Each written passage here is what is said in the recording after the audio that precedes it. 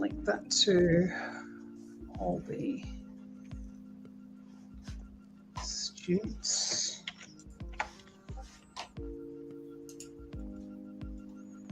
That's me, Linz. I figured that was the case.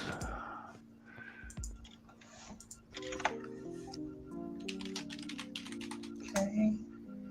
People can hear us mulling about in the background as we're just about ready to go.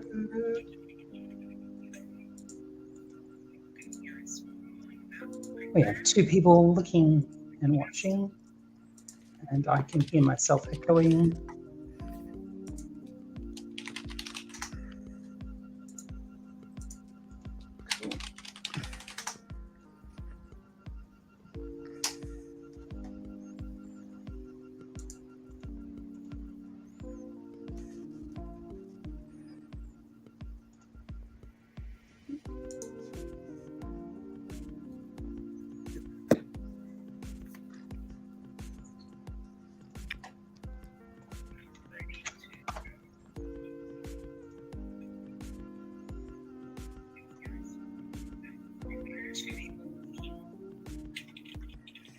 Cool.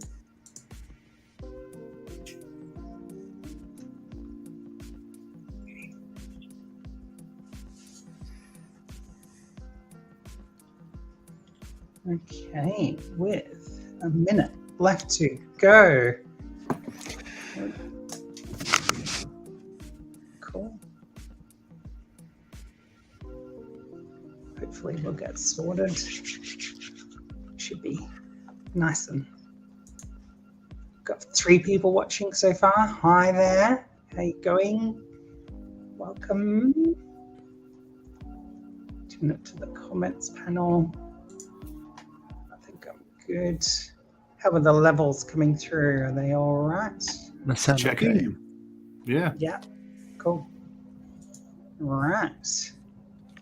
So it is now time for Lightbox, the When I Meet podcast, monthly from the studios of Channel 9 in my backyard here at my place. Hello, and how are you all going? I'm Tanya Beeson, and this is the team today. Hey. So we've got Dave O'Connell again, Hey. and Lindsay Fleay. Hi, Dave.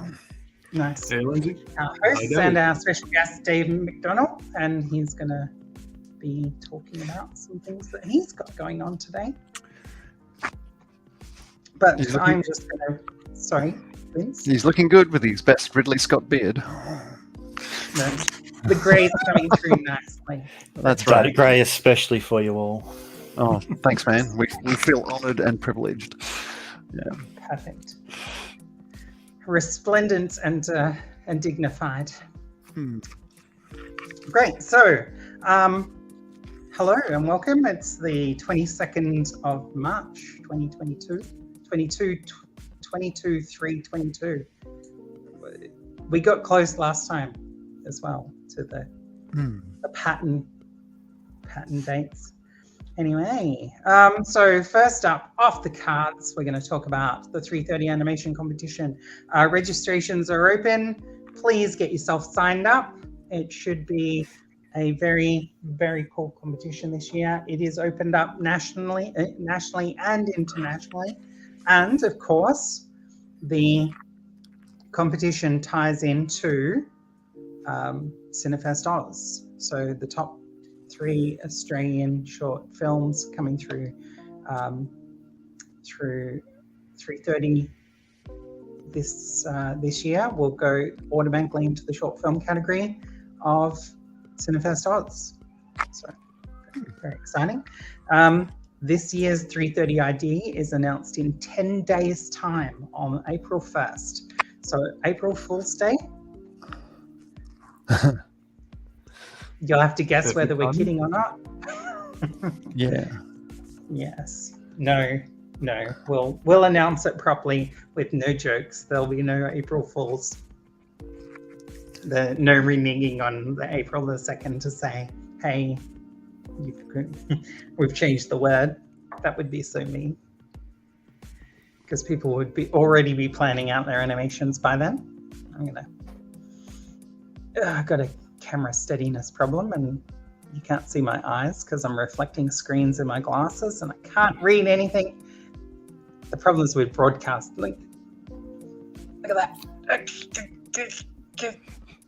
Come on. There we go. It's live. It's live. Yeah, live telly. Live telly going well. Okay. There we go. Hopefully, I can see. Can you see my camera's drifting up already?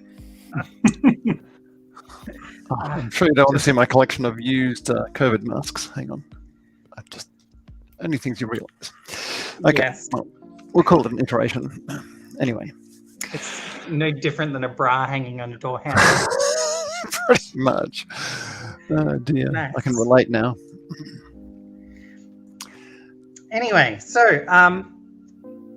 in terms of what's come out in the last month, what have we been watching, and what is sort of coming up in the next couple of weeks?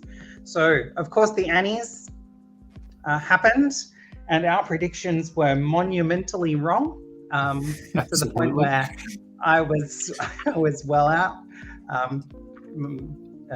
So, of course, Mitchell's versus the Machines took out several awards, and so did Arcane, which is really cool. It's interesting. Very contemporary streaming, I think. Contemporary streaming. Yeah. Arcane we could pretty much predict. That was exceptional. But we went for the movies, and there wasn't much in it. And then, Mitchell and the Machines sweeps it. Makes a clean sweep of it. we were totally talking about it in the sense of the whole thing being fairly even across the board, with the exception of maybe Sing 2. And then, boy, were we wrong. Pretty much. But it's one of those like into the Spider-Verse style films. It's very pastiche, and there's lots of different modern day techniques going into it. Yeah, it's that staccato.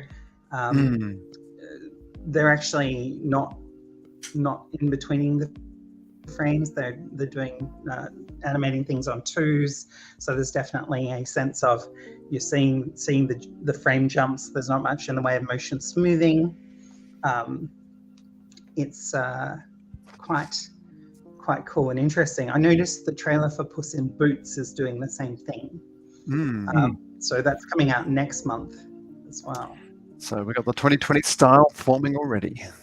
Yes. What else came out recently since we last talked? Turning Red. Yep. Which I really enjoyed, and probably deserves a little bit of a longer chat. We'll do that on the All Girls episode of Lightbox. Hopefully, so you can examine some of the controversy surrounding it. The controversy, yeah.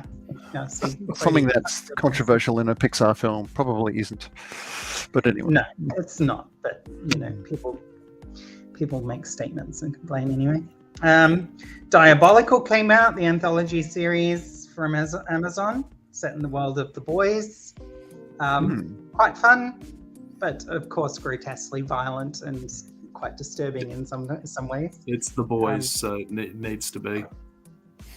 However, if Awkwafina as Nora from Queens is your thing, there is a secret, not really a secret, but there's an Awkwafina from is Nora from Queens style episode done by Awkwafina in The Boys in Diabolical. So it's quite funny, quite enjoyed it. Super powered poo. Okay. Yeah. Very cool. Yeah, I saw Arcana, a few episodes of Arcana. It felt very much like the first half of the first episode didn't really do much for me. It all seemed to be the usual, what do you call it? I guess cutscene game thing where everyone's an acrobat and everyone's got superpowers and people can drop 50 stories and not break their knees and all that sort of stuff. And it's all got lots of beautifully, even Deepest Darkest Poverty is this beautifully lush art directed thing, and it was just like immaculate production design and immaculate execution. But I just found myself kind of nodding off until it finally stopped running around in circles and then settled down to some basic drama and some old-fashioned villains and stuff like that, and then it started to wake up a bit. So I think actually got a little more interesting. Episode 3, you get this really big sort of confrontation and revelation, and it just changes the entire landscape from there. And it's like, wow, just wow. Give it more than 3 episodes, says Dave. Well, I seem to recall as a wee nipper, TV series taking at least 6 episodes to get warmed up, and that was just all part of the thing. So it's true. It's true. I have no problem with that. That's what they say about Star Trek series. You've got to give it 2 seasons to warm up. Wait till someone grows a beard. Yeah. So, what was your take on it, Dave? What did you think of the lineup of Annie Award winners? Look.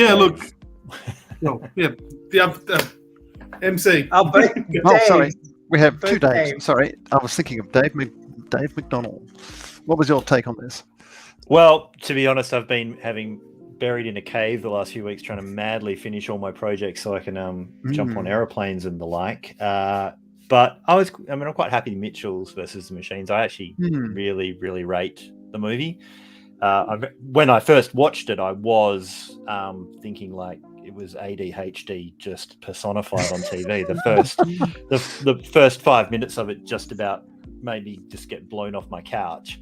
But I did absolutely love the film, and I thought it was a really, really, it was a really good take. It felt kind of fresh, even though it's still that kind of style of the time, but it did feel very kind of now in spontaneous. And I thought they matched spontaneous. They matched form and function. I think thematically they did something really interesting, which is it feels like it was made by a hyperactive first-year film student, which is what the main character is. So they kind of made that layer of the art personified in the thing itself. Yeah. And I think that's actually really cool. To me, it feels like they deliberately made a choice to tell that story from her point of view. It's as if like she grew up, graduated, and this is the movie like a biography, even though it's not. But that's kind of what I thought they were going for artistically, and I thought they hit it kind of really nail on the head. Yeah, I'd say so. It took me a while to shift gears on it, and then I totally got into it. I just love the even the villains. Like there's those 2 androids that end up swapping sides, end up becoming like the twins in the back of the back seat of the car or something, as they're endlessly squabbling and stuff. So it was interesting. You're right about the staccato. Also, you're going to see a 30-foot death dealing Furby sounding like he's out of French existential film. Honestly, yes.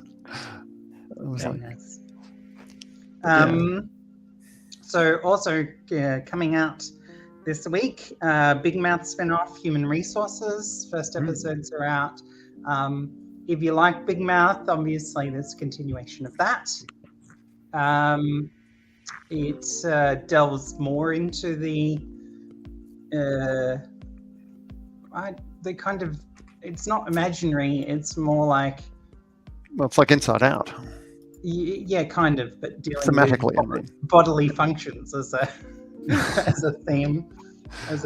So the department where the hormone monsters and the love bugs and all those characters actually work, so delving into that side of the world rather than the teenagers having to deal with such things, which I'm curious to see how it goes. I find Big Mouth a little bit of a guilty pleasure, but I wouldn't say it was standout animation. We'll see how it goes. Yeah, I'm kind of the same, really. It's small doses work best. Yeah. And I just find, this is just a bit much. It's starting to feel a little indulgent here, and feeling very Adult Swim. Like, well, we've got an adult audience. We better be lots of lying and swearing and violence just to make it go further. And Cool. But Okay, so next week we've got The Bad Guys coming, which is DreamWorks. which has pretty big all-star cast, playing villainous animals, kind of similar to.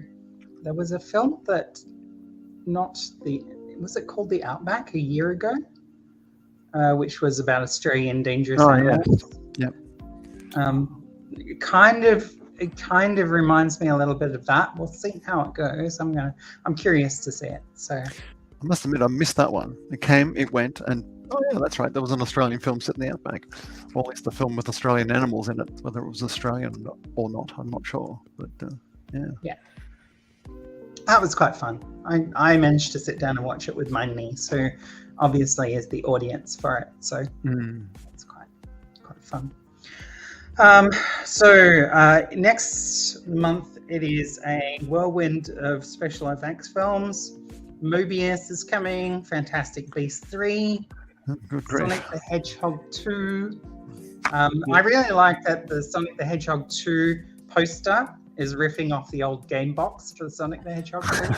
I don't know if you've seen the perfectly done. Yeah, they've actually copied the old Sonic the Hedgehog 2 box, but with Jim Carrey. Yeah, quite nice. And Doctor Strange in the Multiverse of Madness. It's May 5th, I think, that one. May 5th? Yeah. Okay, so I'm a month early. Following month. Yeah, we'll bring that up then. So Mobius is the next Marvel film, obviously. Yeah. Everything, Everywhere, All at Once as well, which looks very cool. Now you mentioned earlier one animation that's coming out that Rabbit Academy Mission Egg Possible is coming out the 7th. So now, it's apparently a sequel, which I've never heard of the original. So no, it's coming into the cinemas. Yeah, it is. I was really sick. There's also Monster Family 2 for Roadshow, which is coming around about similar time. That's playing at Camelot, I believe. So nice. May the 5th. Cool. Thank you. Sorry. Said April. Cool. My bad. No. You're right. You did say May. Yeah. And cool. Right. So yeah, it's going to be an altogether fairly interesting month coming up in the world of VFX. Obviously, we need to have a VFX episode, which is really good because we got Dave MacD here today as well to talk about the sorts of things that he does. So definitely in the realms of visual effects, having come from Last Pixel.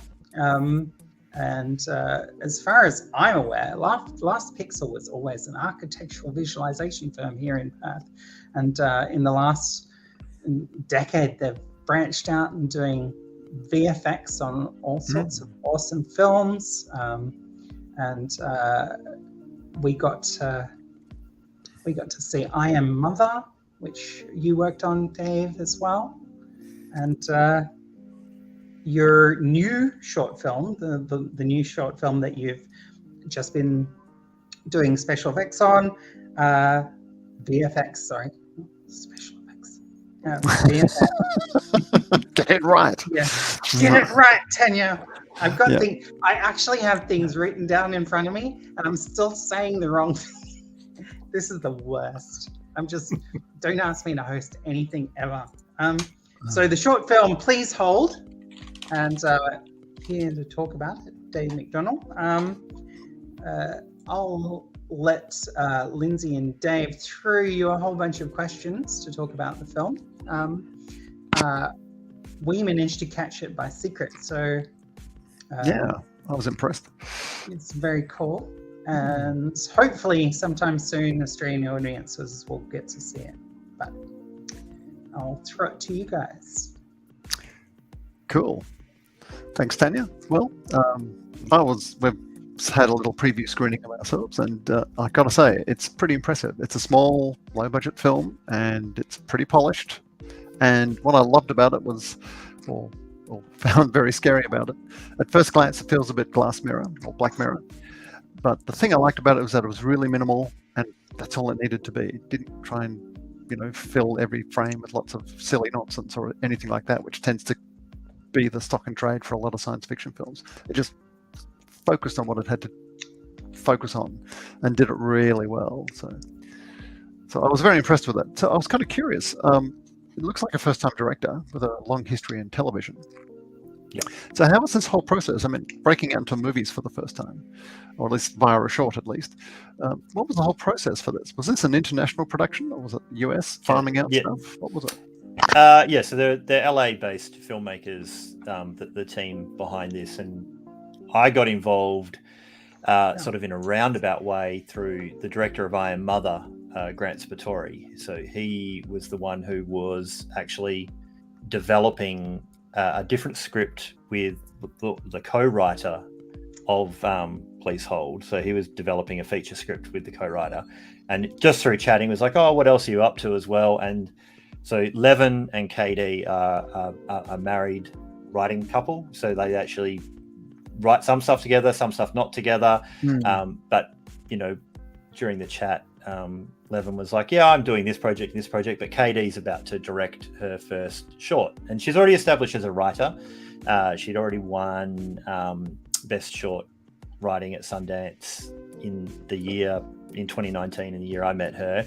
That had already been bought as a feature and was in development. Just to fast forward to this year, it just picked up Best Screenplay at Sundance this year, the feature version. Wow. So she wrote that. She's been a staff writer on TV, a whole bunch of other things, doing some really interesting projects, but this was a chance for her to write and direct. So they just had effectively crowdfunded to make this little short film. It's definitely in her wheelhouse. She's Mexican-American, so it was definitely sort of touching. It's sort of going to be hard, I guess, for the audience without knowing how the log line of this goes. But basically, Please Hold, there's a Latino man who's incarcerated for a crime he's not aware of what he's even charged with, but it's a slightly futuristic automated justice system where it's all arrested by drones, imprisoned by drones and touch screens and everything, and the whole time he's never aware of why he's even been arrested. So it's kind of Kafka-esque. There's absurdism, there's a lot of satire and everything all bundled into this 19-odd minute genre sci-fi bit. But through Grant's conversation with them, he heard that Katie was going to be making this film and there was going to be CG drones. He said, well, you need to talk to my good friend Dave McDonnell, and he's the VFX guy, he can help you out. And ironically, I think I literally probably the week before said, I'm not doing any more short films. They're so grueling. There's no money, all of those sorts of things. Because I've done plenty over the years and helped a lot of filmmakers make their short films. Yeah. And mostly it's volunteer basis as well. So I think I'd pretty much said, that's it. I'm off them for a while. I got to get some other stuff done. But I kind of, acquiesced and went, okay, look, I'll talk to them and see and read the script. And I really did like the script and I really liked the filmmakers. And, we were actually also making inroads to trying to draw work from, overseas and places like LA and try and build the VFX work that is done in Perth by bringing outside work through, because there's not that many projects that run through Perth enough to really build growth in this kind of area. So it was an opportunity to do a lot of things and, build those relationships. And it was a pretty cool project. But, we probably didn't flag all this earlier. And so it's actually nominated for an Oscar at the moment, which was not on anyone's, tick list of things that this short film was going to do when we all started working on it. But yeah, in less than a week, I guess we find out if it wins a little gold statue man, which is a pretty wild ride. You don't expect these things. No, you don't do it for that either. You do short films for no money and thinking it'll play at a few festivals and people might enjoy it and you'll put some cool stuff on the show reel. But it's kind of a bit amazing in that regard. It's like being randomly awarded things by Santa. It's like, okay, that's cool. I mean, when I was making my little short film pretty much, there was only one that really made it anywhere. Film festivals were things you cast for. It's like, oh, well, I've made this certain type of little film. Yep. and there's my distributors opened up a big list of film festivals around the planet, and there was like hundreds of them, and say, well, this one, and this one will fit, and this one will do that. So whenever I see a festival, I think, okay, so that's the Sundance Festival. It does its certain type of film, and then there's like Academy Awards, which is the it's the what would you call it? It's like industry in Hollywood, but it's got its own quirks and its own history as well. So being nominated for that, it's like you happen to be the right type of person they like to see, almost. Yeah, it does feel like that sometimes. But people definitely target which film festivals it's suitable for. I mean, even with features as well, it's usually very targeted. This one made it in. Its premiere was in Fantastic Fest, which I believe is a New York film festival, I think, but it actually came out in the pandemic year when it was all online. So it kind of had a weird journey. This short film, it was finished. It started before the pandemic, so I think I was actually talking to someone today for an interview, and I look back through the dates, and the earliest script I have for this is I think around about August 2019, and we were trying to wrap it up when I was in LA March 2020 and meeting with the filmmakers then, and had to flee LA because of a pandemic, which is kind of weird. And we finished it off during a pandemic, and then it sort of came out during that festival time of around about end of 2020, I want to say, and early 2021. So it's kind of been doing the rounds through those festivals through a little while. And the reason, just to give a bit of how it works from an industry point of view. So the films play the festivals. If you win the right international festival that's actually an Oscar contention festival, then it's basically qualified to submit. So you have to actually win one of a dozen different short film festivals around the world. It might even be more than that, I'm not sure. This is the thing, when you're a VFX person and not a producer, you kind of have almost zero knowledge of how that works because it's not your problem. And then because, if you're involved in a film that happens to do certain things, you learn it because then you hear everyone talking about it. But this one, because it won the Grand Jury Prize at Florida, it was qualified. And we're like, oh, that's great. It's Oscar qualified. Isn't that a nice thing to say? And then, it got submitted, and then it made the shortlist. And you're like, that's amazing. That's great. Okay, that's as far as it'll go. And the joke we would make is, because this is a genre, this is a science fiction short, and that's probably not really usual for the live action short film category to get a nomination for that. And we were making the joke that, we don't kill enough small children in this film to really be in the Oscar running. But I think, as you three have seen the film, it's probably reasonably timely, and because it is satirical and there's a dramatic element, it's not pew pew lasers and lots of run and adventure. It's actually a very pointed look at where a lot of things around AI in terms of policing and how the capitalism in the incarceration systems within America. So it's holding that up, and it's also holding it up with the lenses coming from a Latina and Latino kind of Hispanic look at how people of diverse cultures are treated within the justice system and stuff. So there's a lot going on packed into a very short film, and I think because of that, it's kind of, at least within the US and the short film circuit, it's captured a lot of imagination and became quite popular in that way. It's a science fiction film that actually has something it wants to say, and that's a really nice change. And it does. It is really down to KD. She definitely came out with this lens of having a purpose to say. So the feature film which they just won Best Screenplay at Sundance for is called Emergency, and there's similar themes, but I'll let you guys look that up in IMDb yourselves. But it's tapping into a social consciousness kind of thing, and then writing stories that use that as the lens, without being preachy. It's just all really, really dramatic. So I think she's a very clever writer who is able to grab these kind of zeitgeists and write some pretty clever things. And I think it shows in this film as well. What do you think lends sci-fi to be such a good filter for social commentary? I mean, I kind of feel like things like Black Mirror really caught on because they do tap into what is. And I look at it as like what was, traditionally in the, really old school sci-fi as well. It's this great what if machine. It's thinking about what the next step in technology is, and then really contemplating the ethics of that. Now, and typically, we would kind of always make the joke, it gets very Luddite because it's like, don't use technology. Technology bad, but it's not really ever that. It's like, here are the consequences of if we really screw this up. You know, this is how we can use these things, and it can completely turn bad on us. Because, you know, I think with every great tool or advancement humans have made over the history, we've very quickly found out ways to make it very destructive for ourselves as well. So I think, you know, a lot of times science fiction writers are really kind of just slightly part futurist, part philosopher. They're kind of looking at these great existential questions and humanist questions and looking at it and going, I need to write something that puts my fears out there. So yeah. Well, this is the classic Max Headroom 20 minutes into the future type scenario, except it's got none of the usual baggage of all this sort of stuff. It feels like you could just walk out there and there'd be one flying past you, a drone flying past you tomorrow, and you'd think, oh, that's pretty modern looking, and not think twice about it. It just feels very grounded and very authentic, and that lovely minimalism where we're mostly in a cell, and yet from that small narrow perspective we get all this other stuff. It's beautiful storytelling. I was really impressed with it.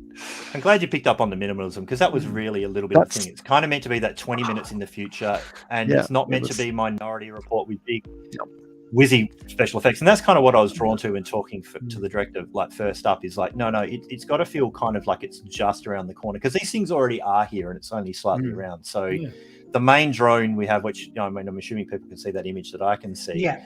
So that's basically meant to look like one of the chips, the California Highway Patrol motorcycles. It's kind of taking that as a design jumping off point. It's like, and if you put this out to the lowest price bidder, what would they build in that regard? So there were a few design notes that came from KD that was specifically that. And then my 3D artist, Nick Perroz, kind of really went to town and you know, like design the crap out of it. Originally, we started trying to kit bash it out of a few different bits and pieces and hit that note, but then we had to build it almost completely bespoke.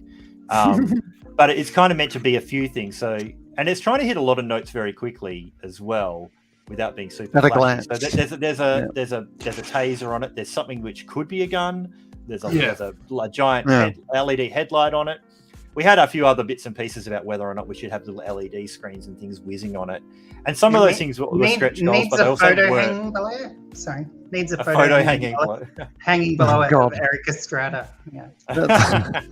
We thought about putting like the actual police badges and stuff on it, and some of them were things that just, you know, ran out of time for, but it was also the things that were just on the maybe list because they weren't the big notes to hit. So it was about hitting those big ticket items. But it did get my favorite thing.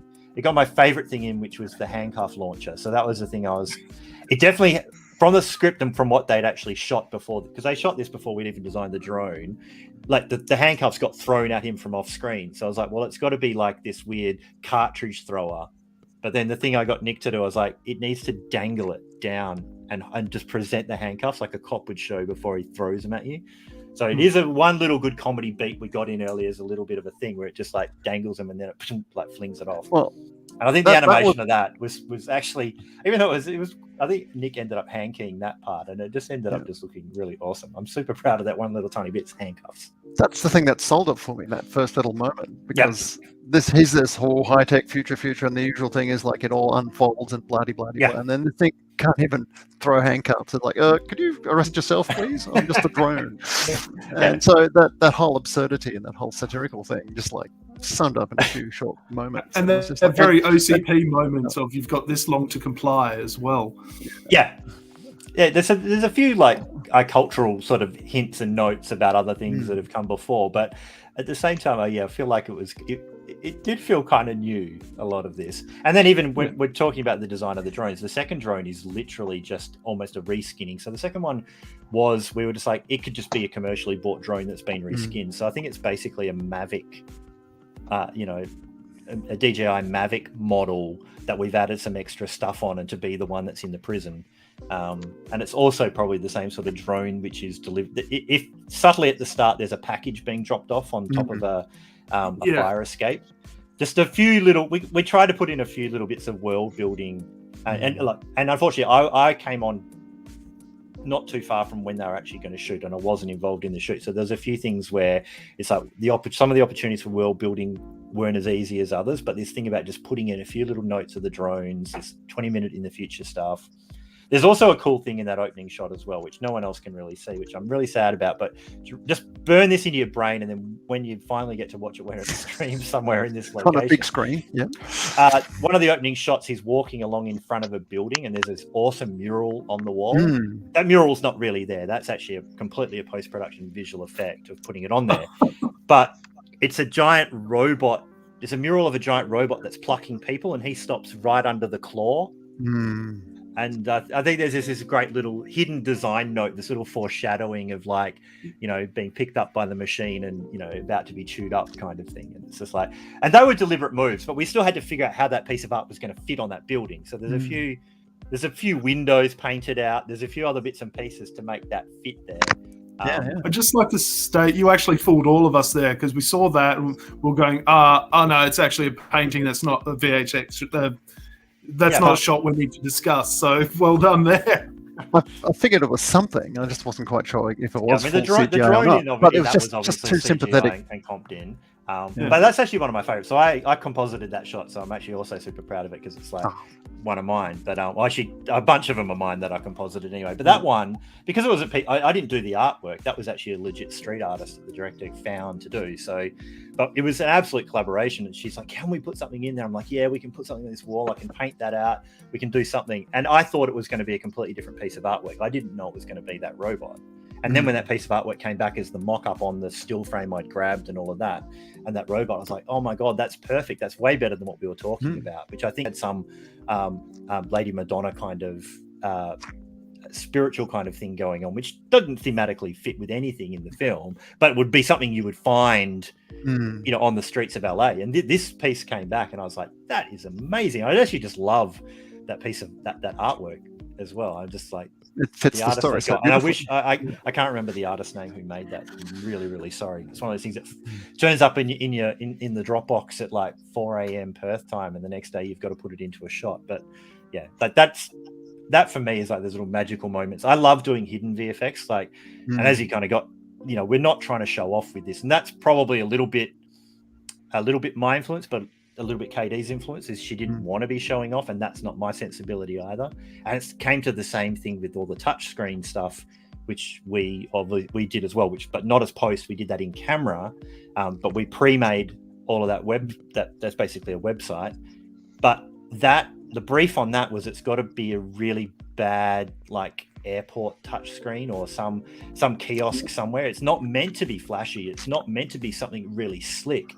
It's meant to be something that's kind of soul destroying to use. So it's got to hit a note of being sort of enough pleasing for the audience, but it's also got to look pretty shit. It's got to look exactly like what it is. Exactly. Bottom of the barrel, and I love that. But I'm certain there's people out there watching who watch this who are not probably the people in the chat, because you can't see it here unless you saw it at Rev last year. It did play at Rev last year. Too late for that for you people if you didn't go to Rev. But it's. Some people will probably watch it and be like, it's meant to be science fiction. Shouldn't it be really flamboyantly like thin lines and lots of whizzy things and you know, but no, it's got to serve the story in the place it is, which is like lowest bidder, farcical systems. You know, we've seen all the digital, the digital stuff that governments make and corporations for governments make in our time. It's they've been pretty tragically bad, diabolical. Well, that's that whole understated, not minimalist, but like the design of the drone. It's very basically streamlined. That's not the word. It's simple, but not simplistic. It's like a really streamlined. There's no clutter or extraneous stuff, and everything through that whole film had that beautiful thing. I guess and there's dinks and scratches on it already, which I absolutely love. Yeah, we wanted to make it feel like, you know, maybe a few people when being arrested to try to belt it and stuff like that. But it's an appliance. But same with like those little guards around the blades are really just about like, you know, what would people do? They throw shoes at this thing as a way to try and, you know, break them and stuff like that. So it's got a bare minimum. We played with things like having cages around it and stuff, and it just felt too kind of butch and too much. And I think, you know, secretly our little kind of, I guess, canon on it behind the scenes is that yeah, if you took this one out, like 5 more would just turn up. It's kind of it's like mosquitoes. You could swap one, but more will turn up, and it's kind of the same in the prison. They look at it ineffectual in the prison, but like another door's going to open and one's just going to come in. And then we have those little signs around, like "Don't attack the drones" and stuff like that. Yeah, you get this because it's expensive and they're blowing their budget. Yeah, it's great. I can see people asking stuff in the chat, by the way, as well. Yes. Yeah. People asking about QR codes. We did not do QR codes in this. It's not that forward sci-fi. Even though QR codes are now, we didn't have greebles and stuff like that. It looks really banal and boring. And now, so the prison he's in just literally looks like a what do you call those bricks? A blockhouse. Yeah, it's like those giant block bricks. Yeah, I don't have a shot of the breeze blocks. I got a shot of the screen. Yeah. But the other question, we had a question about Oscar. Was the Oscar nomination a reflection of the VFX and production values? Certainly. Well, it certainly wouldn't have got it. Wouldn't have gone as far as it was without me. No. I think it's really. I think it's a really good reflection on the writing. Now, the director did say something very lovely, which is that something along the lines of, there's a world in which they got someone else to do the VFX and they were a lot shittier. So, am I allowed to swear on your podcast? I'm sorry. I'm not sure if there's an adult audience or not. I'll limit it to there. I won't drop any other bombs. But there's a world in which, through the crowdsourcing thing, they got a result which didn't necessarily sit as seamlessly in it as these probably do. I'd like to think they sit pretty seamlessly in. I've impressed Lindsay, so that's one off my bucket list. Okay. Yeah, but comment further. But anyway, yeah, no, it's. I'd like the guy who created the magic portal. You've impressed him. Yeah, that's right. It's still following me around. I can't get rid of it. But I mean, I think the real answer is there's any film. There's so many different pieces of the puzzle that have to come together, and many of them are hidden. Sound makes a huge difference as far as I'm concerned. It's probably one of the most underrated parts. But I think everything did come together in here. I mean, as a team, we look at the film and realize there were different parts where we could have got higher production value out of a lot of things, but largely they're in the areas that didn't matter. It's actually, it's hit the big ticket items, and it's hit the big ticket items that play into story and respect the audience and bring the audience along for a ride. And you can kind of get away with murder as long as nothing's obviously bad, but everything is competent. And then it has some great things to pull it together. So that's kind of the way I tend to look at it.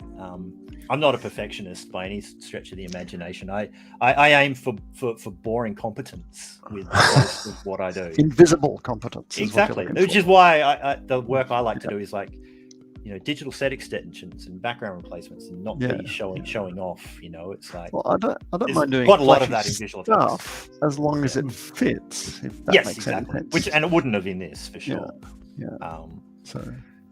But the editor did a great job. The cinematographer did a great job. The colorist did a really good job. Sound did a great job. And obviously KD and Levin did a great job. And the producers did a pretty fantastic job as well of pulling this all together. Because this is crowdfunded. Like in the US, you don't really have screen funding the way we do here. And if this project was one that had gone through a screen funding agency, it realistically probably would have had 4 or 5 times the amount of budget than it did. So something like this is relying on a lot of in-kind support from a lot of people as well. I suppose if it did win an award, yes, that's true. If it did win an Oscar for visual effects, I think it'd scandalise ILM and its ilk. I think we should make sure we definitely put out there. It's not nominated for the VFX. It's nominated as a short film. The Oscars don't go deep enough to be like, and the best catering for short film. It doesn't go that far. It's like one category. It's like, so I'm not nominated. I'm part of a film that is nominated. My name's not on a trophy. I don't get to bring a trophy home or any of that kind of stuff. I just get to bask in the glory and that kind of thing. So that's about it. If it wins, which I don't know. It's like we didn't think it was in with a shot. We didn't think it was in with a shot really to get past the shortlist kind of thing, and now it's kind of up there. And seemingly from some of the press is is a lot of people's kind of favorite to do it. And I think part of that as well is because it's genre, but it's actually clever genre. It's somewhat a little bit of a palate cleanser for some of the harrowing drama that some of the other pieces might be. Well, the usual overwrought dystopian futures that we're inundated with. The other ones are just straight up dramas. Like none of them else are a genre. None of them are sci-fi in that way. So it does stand out from the others. But no fan service. Ultimately, there's very distracted by the Logie comment just popping up over the screen. G needs to be slapped down. I don't think it's nominated for a Logie, but no. Absolutely right. But I guess getting back to my earlier comment, I think this is looking at this and thinking about it in discussion as you do. I think it's one of the things that irritated me about Arcane. This is the complete antithesis of something like Arcane. That's beautifully polished and magically special and bloody blah blah. Every shot is immaculately airbrushed, and really I'm just quietly thinking, nice colors and it's moving, so I don't quite nod off. Why am I here again? It's like I've seen this sort of stuff thousands of times before. It doesn't have anything really to say except genre, and it's a dramatic premise that's based off the concept of loot boxes, I guess, if you pardon my sarcasm. It's the MacGuffins are these wonderful cyberpunk things. Well, think of the market it's going for. I mean, it gets more towards a family drama as it goes, but yeah, that's right. But the hooks that are supposed to hook us all in, or at least the demographic that it's going for, it's like. I have to admit. I remember my classic science fiction felt more like this. It felt more like it had something to say, and it created its science fiction to make it. Yeah, it's like watching. It's like reading an old classic short story. So, sorry, Tanya. I have to admit that the idea of a League of Legends animation sort of dragged me out of wanting to see it. But yeah, I understand. I understand that you're upsetting a whole lot of people at the moment. We're not. Look, I'm not the only human on this planet, and they aren't either. And if there's one thing that you've noticed with a lot of stuff now is that there hasn't been nothing like the mass market or the mass audience for like 30 odd. Nearly 40 years now, so there's all kinds of stuff popping out for all over the place. I don't think it's controversial to say like, well, it didn't suit me. It's all right, but I think it had some really nice touches to it. But to be honest, I think I'd rather work on something like this. Dave McD, you were involved also, well, partially involved in the screen interface side of the short film. Do you want to talk about the process that was involved in that? Because it involved some digital puppetry. Sort of, yeah. Like I might have stitched myself up a little bit there. Like there's a character on the screen that is a 2D animated character, which you can see on that little thing there, and he's scaly. He's the Scales of Justice. He's like Clippy, the Microsoft assistant. He's there basically to equally as evil. To kind of be your AI powered assistant to tell you how guilty you are and whether or not you should basically just plead guilty. So he's everything you could imagine it would be. Like how bad you think Clippy is. Like Scaly is way worse. Now we would have loved to have actually had him be real-time live puppeted, but with the time frame we had, he wasn't. But what we did do, normally stuff on a screen that's on a TV and something you film, everyone's instinct these days is to just composite that later. We'll fill that in later. That's kind of not where my sensibility was on this. So I was like, I think we should make that be a real in-camera effect. And at that point you'd say, well, we need to just pre-animate everything, and it's just going to be playing videos. We'll animate stuff in After Effects, and it'll be interface stuff happening, and everyone will have to time themselves to it.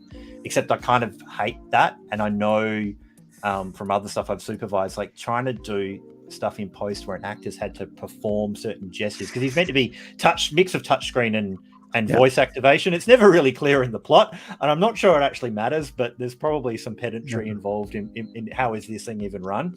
But we made the call. Sometimes it's voice activated, sometimes he can touch it. It doesn't really matter. It's just got assistive technology coming out the wazoo. So at least the prison system got that right. But the thing with this, instead of having the actor try and time his actions and time his performance to something that some animator has pre-animated, like that's not really conducive to good acting. Like if the actor decides in the moment, like he feels an extra bit of emotion to that, but he's got 2.5 seconds before something else happens on screen, that's stupid. And by the same token, like him performing to an empty screen and then us having to make the interface match where his fingers kind of lined up because he didn't really have a line and no one else had a clock on it on the day, what it looked like through the lens, like that's just stupid as well. So I was like, maybe we can just have something that's actually interactive enough that someone can perform. Obviously, having a real touch screen there was out of the question, but we could have it built as a web page basically and have someone hiding behind the scenes, pushing all the right buttons. So if he says, I want to talk to a lawyer, it kicks up the lawyer button, and all these different bits and pieces could actually be performed by an operator. So it's kind of more like a little bit like a mixing desk really than a puppeteer, but it's someone just basically with a web page and a laptop behind who could hit all the right buttons, and we could animate the bank balance things up and down in his bank account, and they could get a lot of that in camera. And it was kind of a hunch on my behalf that this is how we should go, and I convinced the director, and then I actually convinced my wife, who is a web developer, because everyone on this film, even though it was its last pixel, it was this is like out of hours, this is our side project, everyone's a volunteer. And you're always tight for time and budget. So I was like, Julie, do you want a side project? I know you've got a lot of them already, but can you build this webpage for this? And she never worked on a short film. So she was actually kind of excited. So now she's, one short film and it's Oscar nominated. It's just like, okay, just retire, like one and done, declare. Like that's it. This is the next one's going to be a I think I've disappointment. worked on like a dozen short films. And, some of them do pretty good. But it was, she really enjoyed the process, and she actually got to stretch her wings a little bit about some other stuff she doesn't normally get to do, some of the animation side. Right. But I really would have loved, and talking with the director since, we would have absolutely both loved to have had Scaly be a real-time puppet. And you could absolutely do this, if you're having just enough time, that he could be something powered in a real-time game engine with someone, even with a mocap suit performing all of his stuff, and he could be live on the screen. And that's the thing that would have probably taken this just an extra level again. Like that would have been amazing. Totally could have been done. We totally did not do it. But that level of mediocrity slotted so well into that corporate universe, though, if you know what I mean. It matched the kind of appliance look of the drones and the kind of cheap, nasty, throw together jail cell that he finds himself in. Like I think that the brief for the screens was it's like a really poor airport touch screen. Like that's kind of what it's got to look like. But it's still got to look pleasing, presentable, enough, professional enough, and charismatic enough for the audience. But it's still got to look pretty crap. It's I did multimedia in the I was 90s, definitely so getting this is kind of infuriated. straight into that. Yeah. That's true. Yeah, he's got to be annoying enough that you feel for the character, but not too annoying that as an audience you're like, just shut this guy up or walk out the door. Like it's got a fine line. Well, and I must admit, even from the script stage, I was like, the Scaly character on screen, I wasn't 100% sure how he was going to land. But he, it actually completely worked. It was one of those ones where you're like, I just trust the director. This is your vision. This is what you want. And it absolutely works perfectly in there. Yeah, and just the way it pushes towards what it wants. Plea bargain. Let's just get this done and dusted. It's got a quota. Yeah. That's true. How long did the entire process take for you, Dave? This is what I was trying to figure out a little bit today. So, I think it was probably close to a year all done from when we started working on it till when we handed over the final files and they were ready to go to a film festival. Like I said, there was a bit of disruption in there. I think I was originally meant to be done around about March 2020, right when I was going to LA and catching up with them. It's like, there's 2 more weeks and we'll have it all done. And then a pandemic and, random stuff happened there. So I think we were a couple of months behind just finishing off a few things, and they still were tweaking the edit and trying to make it better as well. And everyone there was now working from home as well. So, and the film festival pressure kind of went off because a lot of those just went and just shut overnight. So a lot of those things kind of tamped down, and I think they used that time to just, sweeten it in a few little places as well. But I'm pretty sure, close to a year. Someone actually did ask, I'd say, how many hours did you book up on your invoice? Zero hours were booked on the invoice. This was a completely for the love of it job. Like I said, it was crowdfunded, so they had a small amount of money. And I did talk to the producers at the start, and they're like, we have probably X amount. And I was like, you should probably put that money towards something on screen, because it doesn't come anywhere near close to what it would cost for this to happen. So I might as well not charge you anything.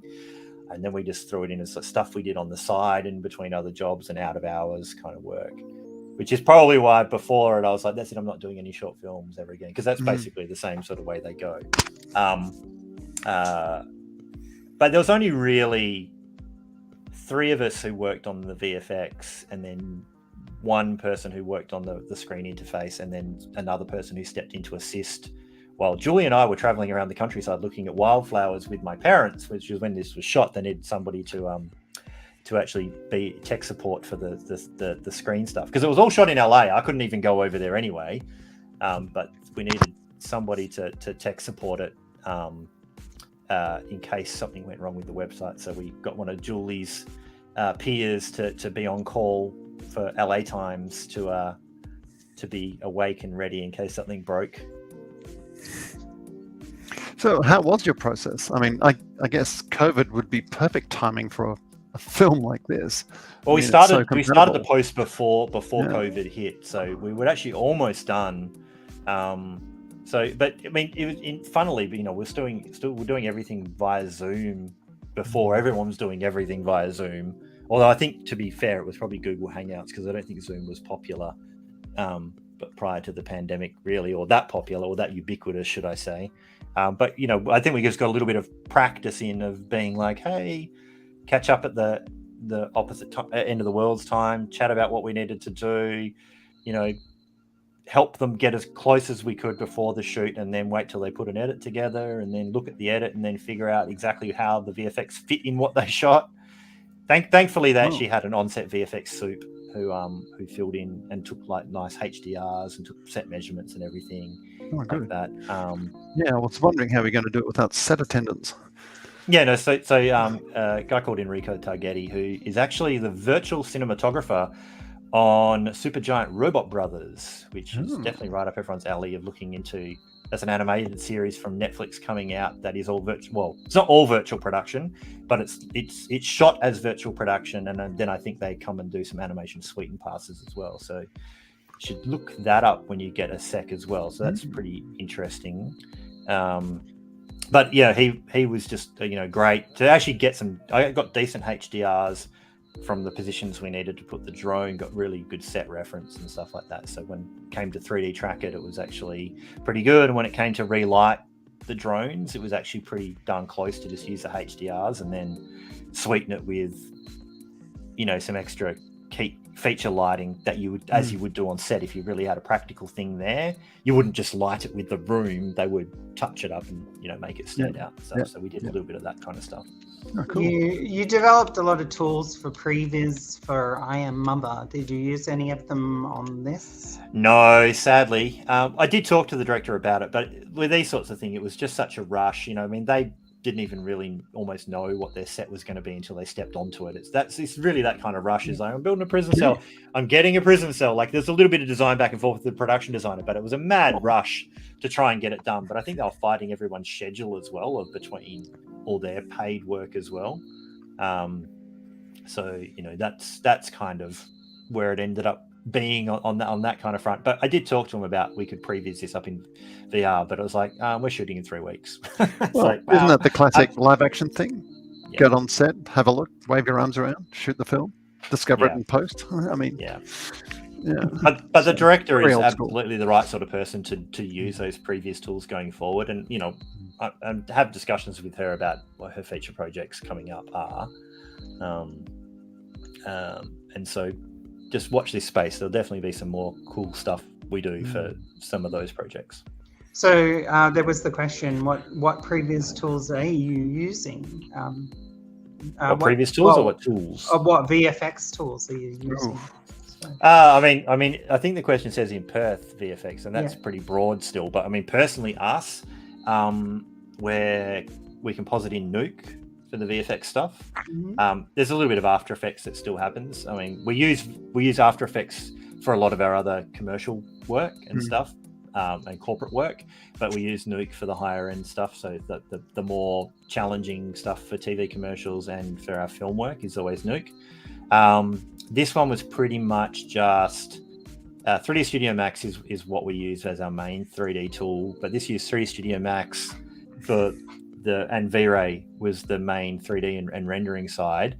Substance was used for the PBR texturing of the drone. The drone had a little bit of ZBrush, then followed up by retopologizing in Max, if I'm remembering how Nick did it. So that's mainly how it went there.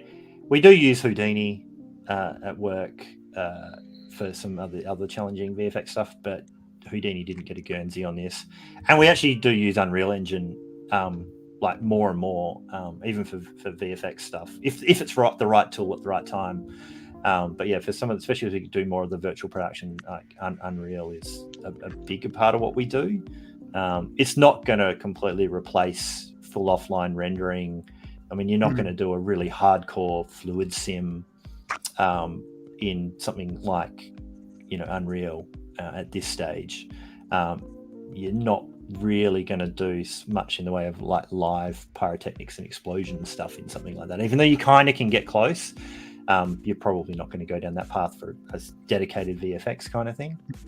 But if answering the question in a general sense, like, Maya's pretty popular in Perth with a bunch of different places, and just as far as I can tell, like Blender is just going gangbusters in terms of how much uptake there is just across the industry. As people will generally add that as their extra tool that they've got in their kit bag, and it seems to be just like streets ahead of.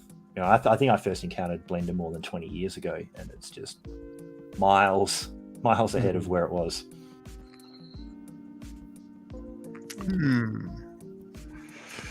VFX definitely tool for the toolbox. As Frank G's question, is Unreal the engine of choice for VFX for the next year or two? Yeah, I mean, there's some pretty interesting stuff that came out from Unity today in terms of a real-time character. I think it's called. I can't remember what it was called, but because Unity bought Weta Digital like toolkit like not very long ago, and I think that's been a DLC in the making for a while. They've come out with some pretty amazing looking stuff, and they bought Ziva Technologies, is it called, with some amazing face technology. So they compared, putting those two things together, they came out with a really awesome demo. I think it came out today or yesterday. So Unity is still doing great stuff there. I mean, my personal choice is Unreal. I've dedicated a lot of time to that, and we're doing stuff with like LED walls and all that other virtual production stuff with that. So we're kind of committed down that path. But I mean, for the right job, the right tool set, but it does get paired with, you also have the right people who already know what they're doing with that for most projects to be able to like succeed. There's no point just swapping, I think, because you've seen something cool and then you have to completely relearn everything and then you get somewhere not as cool with it. Yep. But if you can find someone who can do something cool in it and they're the linchpin of your department or whatever, or what is needed for this project, then it's like, well, maybe that's the tool. Yes, hardware renders will get you 90% of the way there, and then it's usually just stop. You have to kind of make the last 10%. They'll get you there very quickly, but sometimes the finessing can be a bit of a problem. The whole virtual production and real-time engine stuff is such a big part of like how filmmaking will move forward in terms of a lot of the planning. It doesn't necessarily mean you'll get final pixel in there, but the fact that you can basically... So take Supergiant Robot Brothers. Like I said, they kind of pre-shoot it all with mocap. Instead of... They kind of skip layout and animatic stage is how I understand their process. They basically build their models and then they just go and shoot it. So they've got like people in mocap suits, and then they got their giant robots and their whole digital set. And instead of animaticing it, they just shoot it. You just get a cinematographer and the director and you just go shoot it. And you can live edit it on the spot because it's in a game engine. And so it's really, really productive to hit that point. And so you're actually almost script developing while you're doing this. So your process to get to what is editorial is actually really fast. And then depending on your process and what technology you've got and how your production pipeline is whether or not that's then just completely final pixel you hit render and that's your show, or they need some other layer of character animation and they've basically got their edit, it's all in Unreal, and they're using things like USD to kick it out to their other DCC program, sweeten the animation. Or you can even just be animating in Unreal. If you've made your rigs, your control rigs and stuff in Unreal, you could be just animating it straight within there. So that's sort of a process that, like, this idea of previs, becomes this, like, instead of being done sort of before, it is kind of part of the production step. It's this thing that you're doing that is the filmmaking, and then it might go through another step, or it might be done. I mean, it's like you're walking on set and you're sort of spontaneously putting together, and you're essentially doing the live action thing where you react to what's in front of you rather than start with a blank page. You can be creative in spontaneousness and stuff. But if you look at a big blockbuster live action movie and you look at how much VFX are in them now, you could kind of make the case that a lot of their principal photography is just really expensive previs. Like the amount of stuff they're actually replacing, and I can tell you all kinds of anecdotes of things where very, very big name directors on very expensive sets have shot a bunch of stuff thinking post is going to be able to fix everything, and then going like, hey, well, what haven't we fixed that yet? Why haven't we fixed that yet? And it's like, because you shot it really badly and we're basically going to replace everything with CG. Wow. So all they've done is, like I said, they've made really expensive previs at like $200,000 a day or whatever their shoot costs are, like that's, but if you're looking at doing those sort of things in a I guess a lower cost or more efficient way in terms of a real-time engine, you could be doing those things, actually treating it as previs, or treating it as this part where you're actually shooting the stuff and getting to the answers, and then you know what you're shooting. Or in case of a full CG animation, you're kind of just using it as layout, or it becomes animation, or all these sorts of things. So I mean, someone is actually asking, is the animator's job becoming a fixer for mocap? Well, I think it's not necessarily that. It can be. That can be the answer, is someone is doing that. But I think in the case of Super Robot Brothers, I think most of the time the mocap is a really good reference for the intention, but it's not necessarily the cartoony performance. In that particular case, I think a lot of times they're actually reanimating them, but they know all the framing, they know all the layout. It's not something that's going in this big circular loop of, it's layout and then it gets passed down the chain and then someone does the first pass animation and then it goes back. It's actually really fast to get to the point where you know what's good, and then you've just got to make it better. There's still going to always be a place for hand animation. There's absolutely completely a skill and a craft in doing that. But again, if some of these tools can be used to fast forward to the point where, maybe you don't have to wait 6 months so someone else to hand draw the whole animatic. You could actually get directors who aren't necessarily animation focused but have a great background in doing other films can come in and do responsive filmmaking where they're actually treating it like a live set and live actors, and filmically create things. And the big thing a little bit that is also appealing about stuff like virtual production is lighting as part of what your composition is. So when you're typically doing layout in a CG kind of sense, it's very blocking. It's just like, and it's block shapes. So your cinematography is kind of being done in respect to a little bit of like the composition as these kind of layouts. But if you've got things that are going to be there later, like depth of field and effects and smoke and other things that how the light interplays, you might have made different creative choices. And if you can have all those things kind of sitting in a real-time game engine, and you can actually just walk around like a filmmaker with a camera and frame things up and go, wow, the way the light bounces off, that's really awesome. If we framed it here, because abstract shapes in the background and stuff, something architectural, some of those shapes get lost later on, but they seem really muddy early on when you're just doing layout, and you kind of, people fuss around and make lots of changes and things for something that's not going to end up, or wouldn't be a problem if someone lit it properly. Do you know what I mean? And those decisions often get just delayed down the pipeline in a traditional waterfall pipeline. Well, you find yourself in the Bermuda quadrangle, really. The editorial director, mocap, and layout. And so basically, if you can speed those people up to make decisions quickly instead of just spinning their wheels or taking months and second guessing, and that's where the waste is often the second guessing, because people have too long to respond to it. And if people if you give those people the power on set to really arrive at decisions quickly, they arrived at those decisions, so they're probably more likely to be happy with them and not go, well, what if it was different? And let me see 10 different variations until I see what I like. It's like, you liked it on the day. That's it. That's the one.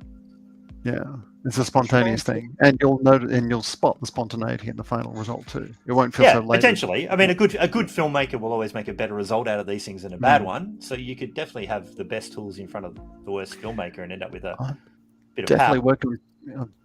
Yeah, I've definitely worked on films where a billion decisions fell into a black hole, and it really feels like you're falling down a mine shaft, and then suddenly the film appears, and it's weird. Weird how that happens. You could put tools like virtual production in front of a director who constantly still wants to change their mind, and because they have that power, they might just continue to spin their wheels. So you know, with great power comes great responsibility and all that business. You know, it's like, but with the right filmmakers making the use of the efficiencies. I mean, in theory, what it should be really about is getting more of the production value on screen instead of wasting it by just spilling it all over the ground. At least that's what's exciting about it to me.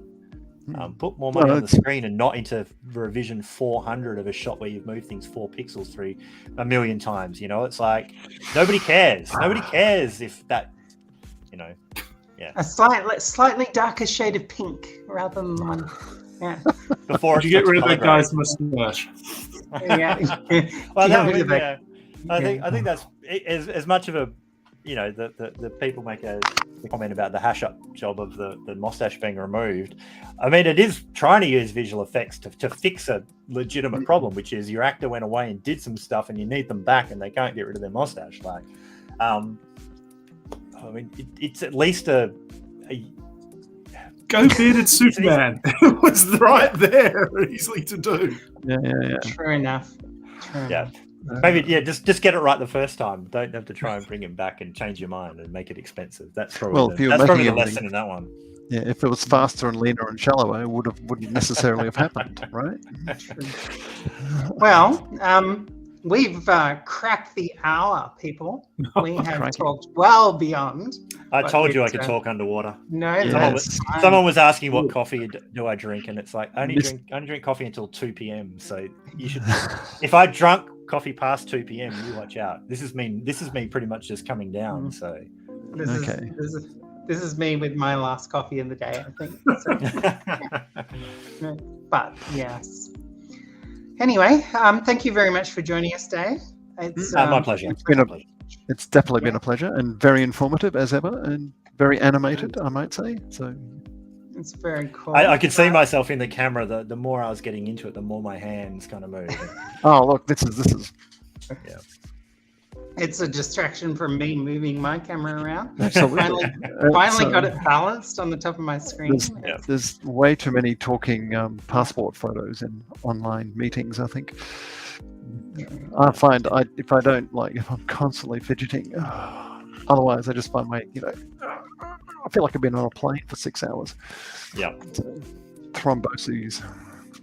Well, excellent. Thank you very much, everyone. Thank you to our co-hosts, Lindsay Fleay and David O'Connell.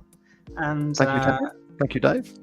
And potentially in the near future. So stay tuned for April's edition of the Lightbox, where we'll do something exciting and change it up. No, I don't know what we're going to do yet. We'll see where we're going to go, and hopefully you'll be all along as well, and we get to talk about more awesome animation. So thank you, everyone. We look forward to it. Cool. So good night. Cool. Good night, everybody. See you next month. Thanks. Kick everyone out.